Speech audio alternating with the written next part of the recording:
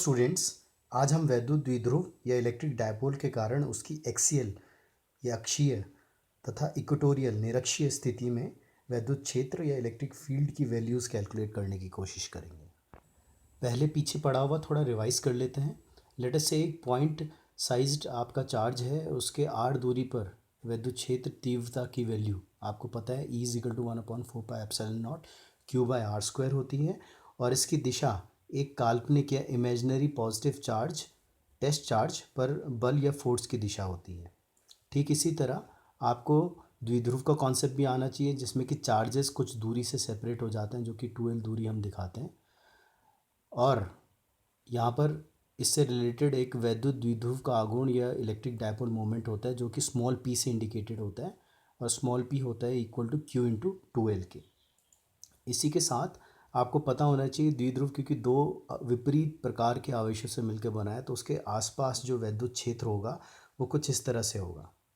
और वैद्युत क्षेत्र के अंदर आपके अनेक बिंदु हो सकते हैं जहाँ पर कि वैद्युत क्षेत्र तीव्रता की वैल्यू भी अलग अलग होगी। ये बिंदु की स्थिति पर निर्भर करेगा कि वहाँ पर तीव्रता कितनी होनी चाहिए। अब वैसे तो बिंदु की अनगिनत स्थितियाँ हो सकती हैं, पर हम अभी केवल दो स्थितियाँ, दो पोजीशंस को हम अभी डिस्कस करेंगे, जो कि बोर्ड पॉइंट ऑफ व्यू से बहुत इंपॉर्टेंट है। तो जो पहली स्थिति है, पहली पोजीशन है, वो है अक्षीय स्थिति, अनुदैर्ध्य स्थिति, या एक्सियल या एंड ऑन पोजीशन। अभी कौन सी स्थिति है?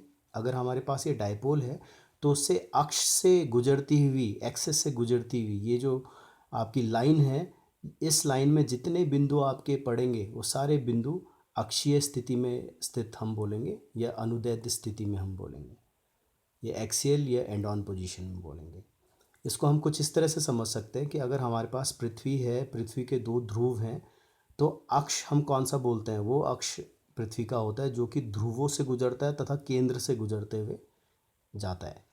इसको अगर पृथ्वी को हम कुछ इस तरह से लें कि ये ध्रुव हैं, तो ध्रुवों से गुजरती हुई जो रेखा है जो कि केंद्र से भी गुजरती है, ये पृथ्वी का अक्ष है। ठीक इसी तरह से एक ऐसी रेखा जो कि ध्रुवों से, मतलब ये जो चार्जेस हैं उनसे गुजरती हो, साथ ही साथ द्विध्रुव के केंद्र से अगर ये रेखा गुजरती हैं, तो इस रेखा को हम अक्षीय स्थिति बोलते हैं।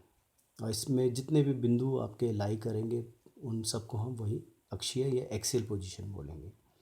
दूसरा केस है, दूसरी स्थिति है निरक्षीय स्थिति, अनुप्रस्थ स्थिति, विषुवतीय स्थिति, इक्वेटोरियल पोजीशन या ब्रॉड साइड ऑन पोजीशन। ये अलग अलग नामों से जाने जाते हैं। अब ये इस केस में क्या होता है कि अगर आपके पास कोई डायपोल है, उसके लंबवत अगर ये मैं रेखा खींचूं, ऐसे लंबवत कि ये डायपोल के केंद्र से गुजरते हुए जाए, तो ये जो रेखा होगी, ये रेखा आपकी निरक्षीय स्थिति है या अनुप्रस्थ स्थिति है या विषुवतीय स्थिति है डायपोल के लिए, या इक्वेटोरियल पोजीशन है या ब्रॉड साइड ऑन पोजीशन है। इसको भी हम इसी पृथ्वी के कॉन्सेप्ट से हम देख सकते हैं कि ये पोल था, ये आपकी अक्ष था पृथ्वी का। तो आप देखते हैं कि ये जो लाइन होती है, इसको हम इंग्लिश में बोलते हैं इक्वेटर, हिंदी में बोलते हैं भूमध्य रेखा या विषुवतीय रेखा। तो आप देख पा रहे हैं ये विषुवतीय रेखा पृथ्वी को दो भागों में डिवाइड करती है, बराबर भागों में विभाजित करती है। ठीक इसी तरह से ये जो रेखा है यहाँ पर, जिसको कि यहाँ पर हम कुछ उसी तरह से नाम दे रहे हैं, जिसको कि यहाँ पर विषुवतीय स्थिति बोल रहे हैं हम इसे, या इक्वेटोरियल पोजीशन बोल रहे हैं, ये क्या करता है? ये पूरे डायपोल को दो इक्वल भागों में एक तरह से इसे तोड़ रहे हैं। तो ये तो था दो स्थितियों के बारे में जिनके कारण हम जिन पे हम वैद्युत क्षेत्र तीव्रता की वैल्यू कैलकुलेट करेंगे डायपोल के कारण। तो एक एक करके हम लेके चलते हैं। लेटेस्ट से हमारे पास केस 1 है कि अगर हम एक्सियल या एंड ऑन पोजीशन लेके चलते हैं, अक्षीय अनुदैर्ध्य स्थिति अगर लेके चलते हैं, तो हमारे पास अगर ये द्विध्रुव है जिसके बीच दूरी 2l है, आप देख सकते हैं यहाँ से यहाँ तक l, यहाँ से यहाँ तक l, और ये जो पूरी लाइन है ये अक्षीय स्थिति है, एक्सियल पोजीशन है।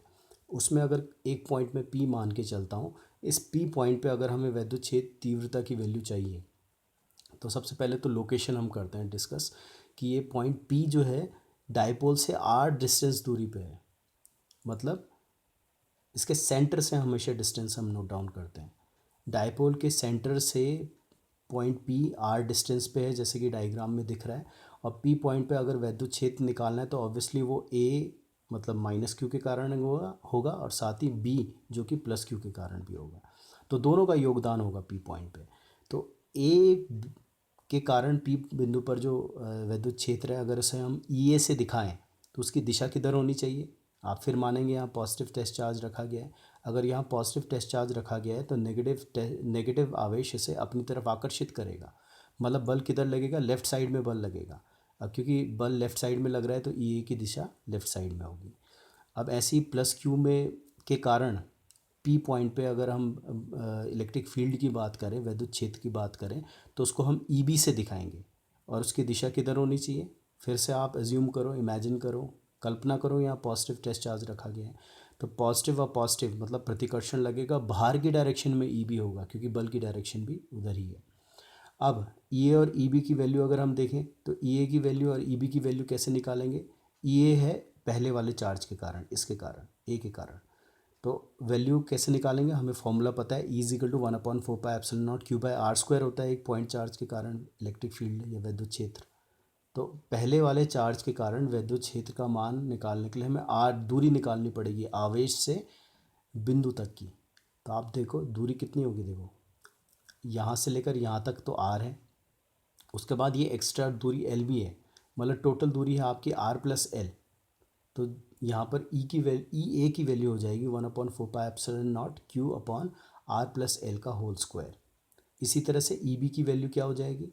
ई बी की वैल्यू हो जाएगी 1/4πε0 क्यू अपॉन आर स्क्वायर। अब आर स्क्वायर की जगह क्या लेंगे? देखो बी से पी की दूरी, यहाँ से लेकर यहाँ तक की दूरी कैसे निकाल सकते हैं आप खुद देखो, यहाँ से लेकर यहाँ तक ये आर है, ये एल है, तो बची हुई दूरी ये कितनी होगी? This will be R minus L. तो आर स्क्वायर की जगह आपने क्या लिया? आर माइनस एल का होल स्क्वायर। तो यहाँ ई ए और ई बी की वैल्यू एक बार आपको पता चल गई। तो नेट ई की वैल्यू अगर आपको निकालनी है तो सब्ट्रैक्ट करना पड़ेगा, एक को दूसरे से घटाना पड़ेगा क्योंकि दोनों अपोजिट डायरेक्शन में है, विपरीत दिशा में है। किसको किससे घटाना होगा? जो बड़ा होगा उसको पहले रखना पड़ेगा ना। यहाँ पर बड़ा कौन सा है? आप देखो ये आवेश इस बिंदु से पास में है ए के कंपैरेटिव, क्योंकि ये पास में है तो इसका प्रभाव अधिक होगा, मतलब ई बी अधिक होना चाहिए ई ए के, मतलब we can say that E B should be greater than that of E A. तो कुल ई का मान क्या आएगा? ये आएगा ई बी माइनस ई ए। अब आप क्या करो, इसमें वैल्यूज़ पुट करो, 1/4πε0 Q upon R minus L का square minus 1/4πε0 Q upon R plus L का स्क्वायर, जो कि आपने ऊपर से ई ए ई बी की वैल्यूज़ रख दी। यहाँ पर आप क्या करेंगे? कॉमन लेंगे कुछ, Q upon 4πε0 1/r minus L का square minus 1/r plus L का स्क्वायर। अब ये डेरिवेशन करने में एक रिक्वेस्ट है स्टूडेंट से कि वो अपने रफ़ कॉपी में ज़रूर इसके स्टेप्स खुद लिख कर देखें, क्योंकि वो तभी आपको क्लियर हो पाएंगे, केवल वीडियो देखने से आपको चीज़ें क्लियर नहीं होंगी। तो अब इसे सॉल्व करते हैं, इसका एलसीएम ले लेते हैं। तो एलसीएम क्या आएगा इसका? हमारा आएगा, ये दोनों आ जाएंगे इसमें टर्म्स, आर माइनस, बाकी वही चीज़ रहेगी, आर माइनस एल का स्क्वायर आर प्लस एल का स्क्वायर, और यहाँ पर आ जाएगा आर प्लस एल का square minus R minus L का स्क्वायर, क्योंकि सिंपल मैथ्स हमने यूज़ किया। अब इसको भी आगे हम सॉल्व करते हैं तो कुछ ये चीज़ तो बिल्कुल वैसी रहती है। अब आप देख रहे हैं यहाँ पर कुछ चेंज हो गया है। चेंज कैसे हुआ आपको पता है, प्रीवियस मैथ्स की क्लासेस में आपने पढ़ लिया है कि ए प्लस बी का स्क्वायर क्या होता है? A square plus B square plus 2ab। A minus B का स्क्वायर होता है A square plus B square minus 2ab। तो अब यही अगर वैल्यूज़ हम यहाँ रखते हैं तो हमारा क्या होगा? R square plus L square plus 2rl, और आर माइनस एल का स्क्वायर होगा R square plus L square minus 2rl, और ये पूरा ब्रैकेट के आगे आपका होगा माइनस। अब नीचे की साइड क्या हुआ? नीचे की साइड ये वाला एक्सप्रेशन ऐसे में कैसे चेंज हो गया? तो अब आप देखिए, आपको ये फॉर्मूला भी पता है, मैथ्स में आपने पढ़ा है, ए माइनस बी ए प्लस बी होता है A square minus B square. अब इसे आगे सॉल्व करने के लिए हम क्या है, सीधे सीधे इसे लेके चलते हैं। पहले ये नीचे वाला एक्सप्रेशन हमने लिखा आर माइनस एल का स्क्वायर आर प्लस एल का स्क्वायर, तो इसको क्या लिखा जा सकता है? देखो आर माइनस एल का स्क्वायर को मैं लिख सकता हूँ R minus L R minus L, R plus L का स्क्वायर को लिख सकता हूँ मैं R plus L R plus L. अब आर माइनस एल और आर प्लस एल को क्या लिख सकता हूँ? R square minus L square. इसी तरह से आर माइनस एल और आर प्लस एल को क्या लिखा जा सकता है? R square minus L square. अब देखो आप दोनों एक जैसी एक्सप्रेशंस आ रहे हैं, मतलब we can write it as R square minus L square का होल स्क्वायर, इस तरह से लिखा जा सकता है। इस पूरे एक्सप्रेशन को इस तरह से लिखा जा सकता है। तो ये नीचे का जो एक्सप्रेशन था we substituted by R square minus L square का होल स्क्वायर।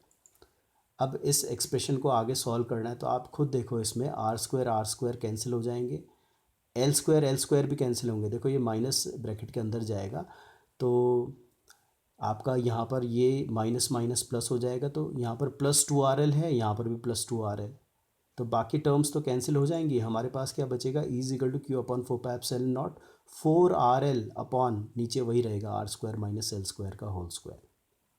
अब आप क्या करेंगे, आपको पता है कि P=Q×2L होता है, द्विध्रुव आघूर्ण डायपोल मोमेंट।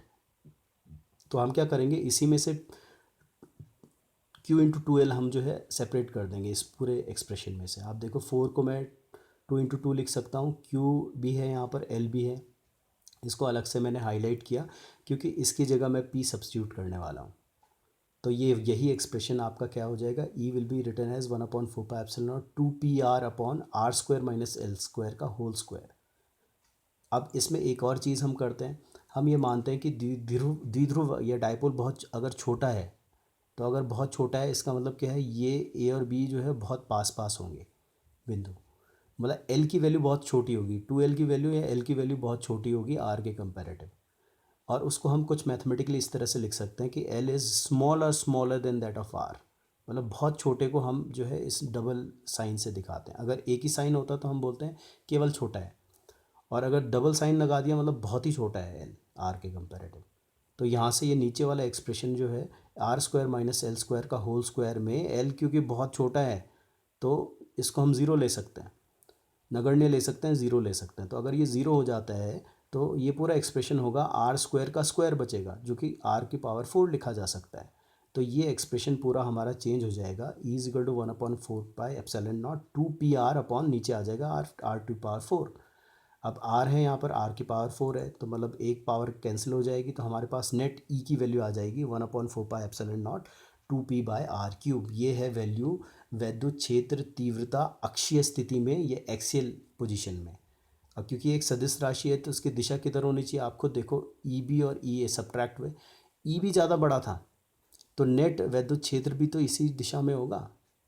तो मतलब जो आपकी कुल वैद्युत क्षेत्र ई है उसकी दिशा कौन सी होगी, ये राइट डायरेक्शन में होगी, जो कि है ए से बी की दिशा या ए से पी की दिशा। तो ये इसकी दिशा है। अब नेक्स्ट केस हम डिस्कस करेंगे निरक्षीय स्थिति, विषुवतीय स्थिति, अनुप्रस्थ स्थिति या equatorial broad side on position. तो आप देख पा रहे हैं द्विध्रुव है, ये इसके जो लाइन है इसमें जितने पॉइंट्स लाई करेंगे वो सब के सब इक्वेटोरियल या ब्रॉड साइड ऑन पोजीशन के होंगे या निरक्षीय स्थिति के होंगे।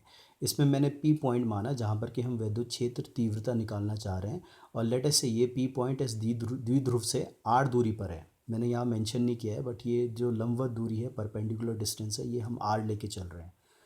तो अगर ज्योमेट्री से देखा जाए तो ये बची हुई दूरियां अगर मैं इसे ट्राइंगल के फॉर्म में कर लूँ तो ये दूरी कैसे आएगी, ये पाइथागोरस थ्योरम से आ सकती है। आप देख सकते हो 90 डिग्री है, ये एल है, ये आपका आर है, तो in fact A P square can be written equal to L square plus R square.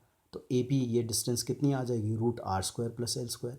ठीक इसी तरह से अगर ये एंगल मैंने थीटा माना है, क्योंकि ये साइड और ये साइड बराबर होनी चाहिए सिमिट्री से, तो ये अगर थीटा माना है एंगल तो ये भी थीटा होना चाहिए, और ये वाली साइड भी वही होगी √r² प्लस एल स्क्वायर।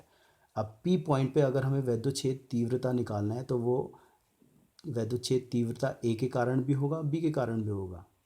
तो ए का योगदान है, कंट्रीब्यूशन जो होगा उसको अगर हम ई ए से दिखाएं और उसकी दिशा यहाँ पर दिखाने की कोशिश करें तो हम पॉजिटिव टेस्ट चार्ज यहाँ एज्यूम करेंगे, हम कल्पना करेंगे। तो पॉजिटिव टेस्ट चार्ज पे बल किधर लगेगा, माइनस के कारण आकर्षण, जो बल की दिशा होगी वही ई की दिशा होगी, तो ई ए की दिशा कौन सी होगी, इधर की साइड।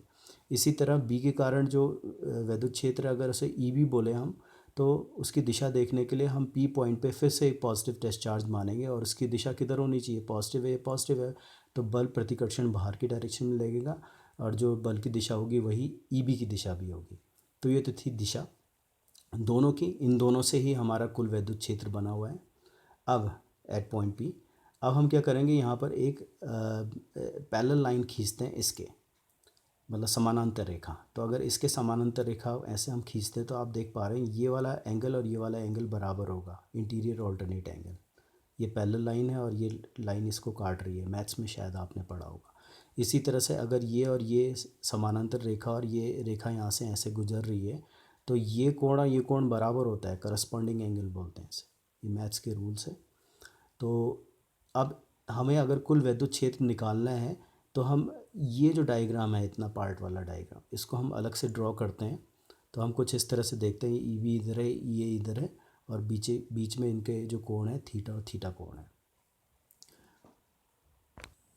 अब 11th क्लास की एक थ्योरी हम ज़रा पढ़ लेते हैं कि अगर एक वेक्टर ए है हमारे पास, जैसे कि दिख रहा है आपको, और ये थीटा एंगल है इनके बीच, और वेक्टर ए को रिजॉल्व करना है अगर आपको दो पार्ट्स में, मतलब तोड़ना है इसको दो पार्ट्स में, तो ए के दो कंपोनेंट्स हो सकते हैं। एक तो होता है आपका ए कॉस थीटा, थीटा की साइड ए कॉस थीटा, और उसके लंबवत होता है ए साइन थीटा। मतलब ए साइन थीटा और ए कॉस थीटा दोनों कंबाइंड होके कुछ वैसे ही प्रभाव या वैसे ही इफेक्ट शो करते हैं जैसे कि ए सिंगल हैंडेडली अकेले करता है। तो ए को हम दो भागों में तोड़ सकते हैं, ए कॉस थीटा, ए साइन थीटा, ये याद रखना है। और थीटा की साइड आपका होता है ए कॉस थीटा, ये जो कि आप 11th क्लास में पढ़ चुके हो। तो 11th क्लास के इस कॉन्सेप्ट के अकॉर्डिंग अगर ई ए को दो भागों में तोड़ा जाए तो थीटा वाली साइड, इस वाली साइड होगा ई ए कॉस थीटा और इधर होगा ई ए साइन थीटा। इसी तरह से ई बी को अगर तोड़ा जाए दो भागों में तो इस साइड होगा आपका ई बी कॉस थीटा, इधर होगा ई बी साइन थीटा। तो ये आप डायग्राम आप जो है इस पर दोबारा से आएंगे। अब पहले हम क्या करते हैं, ई और ई बी की वैल्यू कैलकुलेट कर लेते हैं। अब बिंदु आवेश के कारण है तो फॉर्मूला हम फिर से वही लगाएंगे, 1/4πε0 Q/r²। तो ई ए इसके कारण पी पॉइंट पे आर स्क्वायर कौन सा लेके चलेंगे, ये वाली डिस्टेंस लेके चलेंगे। तो आर की जगह हम लिखेंगे root R square plus L square, और उसका स्क्वायर अगर हम कर रहे हैं तो रूट और स्क्वायर कैंसिल आउट हो जाएंगे, तो हमारे पास बचेगा 1/4πε0 Q/r² प्लस एल स्क्वायर। इसी तरह से ई बी की वैल्यू भी अगर वही फॉर्मूले से हम देंगे, दैट इज़ 1/4πε0 Q/r²। और इसमें फिर से आप देख पा रहे हो कि आर की वैल्यू वही है, तो ई ए की वैल्यू और ई बी की वैल्यू बराबर होनी चाहिए, जो कि आपको दिख रहा है। और लेटेस्ट से उसकी वैल्यू हम ई लेके चलते हैं। तो अब इस डायग्राम में दोबारा से अगर हम आए तो ई बी साइन थीटा को मैं ई साइन थीटा लिख सकता हूँ, ई ए साइन थीटा को सिंपल ई साइन थीटा लिख सकता हूँ। तो आप देख रहे हैं कि ये और ये अपोजिट डायरेक्शन में और बराबर है, तो ये और ये एक दूसरे को कैंसिल आउट कर देंगे, एक दूसरे के इफेक्ट को ये कैंसिल आउट कर देंगे। बचेगा कौन सा, केवल ये वाले डायरेक्शन में हमारा वैद्युत क्षेत्र या इलेक्ट्रिक फील्ड बचेगा। मतलब कुल वैद्युत क्षेत्र हमारा कितना हो जाएगा इस डायग्राम के अकॉर्डिंग, ये हो जाएगा E A cos theta plus E B cos theta. अब हम क्या करेंगे, क्योंकि ई ए और ई बी बराबर है, ई के बराबर है, तो हम इसको भी ऐसे भी लिख सकते हैं E cos theta plus E cos theta, that can be written as 2e cos theta, क्योंकि ई ए को ई लिखा आपने, ई बी को भी ई लिखा। अब आप क्या करेंगे, ई और कॉस थीटा की वैल्यूज़ यहाँ सब्स्टिट्यूट करो। तो देखो ई की वैल्यू आपने ऊपर से सब्स्टिट्यूट कर लिया, 1/4πε0 Q/r² प्लस एल स्क्वायर। और कॉस थीटा की वैल्यू आप फिर से टिग्नोमेट्री लगाओ यहाँ पर। तो कॉस थीटा की वैल्यू क्या होगी, ये आधार अपॉन कर्ण, मतलब base upon hypotenuse, it will be L upon root R square plus L square. तो कॉस थीटा की वैल्यू यहाँ सब्स्टिट्यूट किया आपने। अब इसको आगे सॉल्व करने के लिए आप कुछ देख रहे हैं, Q/2L ऊपर मिल रहा है, मतलब इसको हम P के इक्विवेलेंट रख सकते हैं। तो Q/2L इसको P रख सकते हैं हम। और नीचे हमारा देखो पावर है R square plus L square की पावर 1, और यह है R square plus L square की पावर 1/2। तो अब आप देख सकते हैं एक की पावर 1 है, एक की पावर 1/2 है, तो कुल पावर क्या आ जाएगी 3/2। तो R square plus L square का होल 3/2 यहाँ आप लिख सकते हैं। और Q/2L को आप P के बराबर सब्स्टिट्यूट कर सकते हैं, तो ये एक्सप्रेशन हमें मिल जाएगा। अब फिर वही अप्रॉक्सीमेशन लगाते हैं जो हमने पहले किया था। द्विध्रुव अगर छोटा है तो L will be very very small compare to that of R, बहुत छोटा होगा। तो ऐसे केस में L को यहाँ पर इस वाले एक्सप्रेशन को अगर हम देखें तो इसमें हम ज़ीरो रख सकते हैं एक्सप्रेशन। तो जैसे इसे ज़ीरो रखते हैं तो हमारे पास मिलेगा आर स्क्वायर की पावर 3/2। तो आप देख सकते हो, तो स्क्वायर की पावर 3/2 मतलब स्क्वायर और 1/2 ये कैंसिल हो जाएगा, तो हमारे पास बचेगा R³ मैथ्स है सिंपल जो हम यूज़ कर रहे हैं। तो यहाँ पर ये एक्सप्रेशन हमारा रिड्यूस हो जाएगा, E = 1/4πε0 P/r³। अब इसकी दिशा किधर होगी, दिशा होगी बी ए की दिशा में। हमें पता है कि जो हमारा नेट हम ई कॉस थीटा और ई कॉस थीटा कौन सी दिशा में आए थे, इधर राइट की साइड में आए थे, राइट साइड में। तो उसको हम बी ए की दिशा बोल सकते हैं।